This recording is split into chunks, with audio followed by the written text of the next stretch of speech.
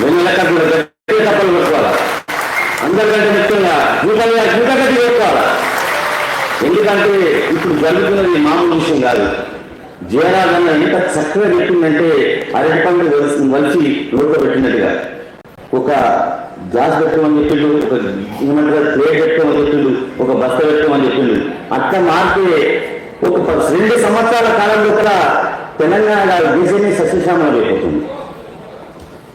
దానికి స్పందిస్తూ నేనే ముందు బట్టలు దాన్ని మాత్రమే చెప్పినటువంటి జూపల్లన్నకు చల్లి చెప్తా ఉన్నాను.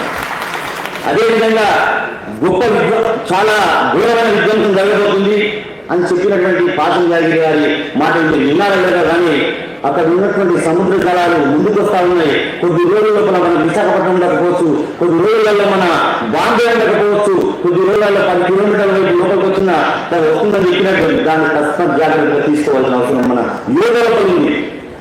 ఇప్పుడు సిగరెట్, డ్రగ్స్, ముఖ్యంగా మన మంత్రి గారు ఈ ఆన్లైన్ గేమ్స్ చాలా దూరంగా వాటి మార్పు తెచ్చే దిశగా ఈ సంస్కృతి కళాకారుల చేత తమ ప్రదర్శన ఇప్పించేసి ప్రజల లోపల చైతన్యం తీసుకొచ్చే విధంగా మీరు సూచనలు ఇస్తారని కోరుకుంటూ this is my humble request.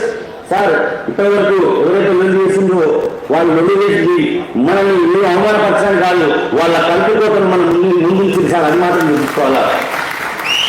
నేను గత 10 సంవత్సరాలుగా కొట్లాడుతా ఉన్నాము. టీఆర్ఎస్ ప్రభుత్వం ఎక్కువగా మమ్మల్ని బిడ్డలని ప్రజాప్రభుత్వం, సోనియమ్మ ప్రభుత్వం, రేవంత్ ప్రభుత్వం మనకు చేయిస్తుంది, న్యాయం చేస్తున్నది గంట పనులు మాకు ఆశ వ్యక్తం చేస్తూనే ఉన్నాయి. ఒక 720 మంది కళాకారుల లిస్టు సీఎం చేసి పంపించడం జరిగింది. దయచేసి మంత్రి గారు దాన్ని దృష్టిలో పెట్టుకొని ప్లీజ్ దయచేసి మాకు న్యాయం చేస్తారని కోరుకుంటూ ప్రజలకు పాటు పడే కళాకారులం పగలు రాత్రి వెలుగు సూర్య చంద్రులం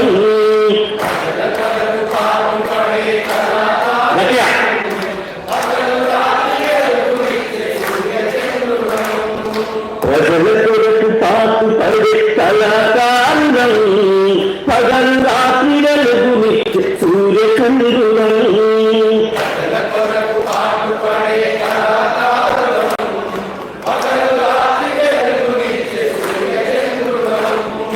చిన్న పాట పాడి అమ్మ పాట నేర్పినా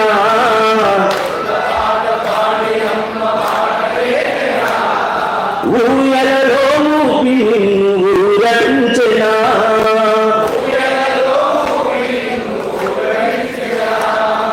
అమ్మ కీర్త శక్తి లేకపోయినా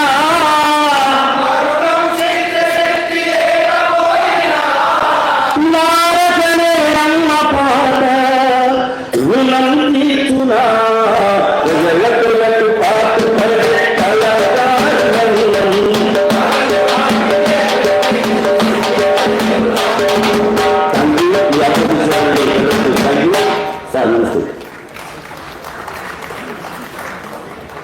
ధన్యవాదాలు. మంచి పాటతో మనల్ని అలవించారు.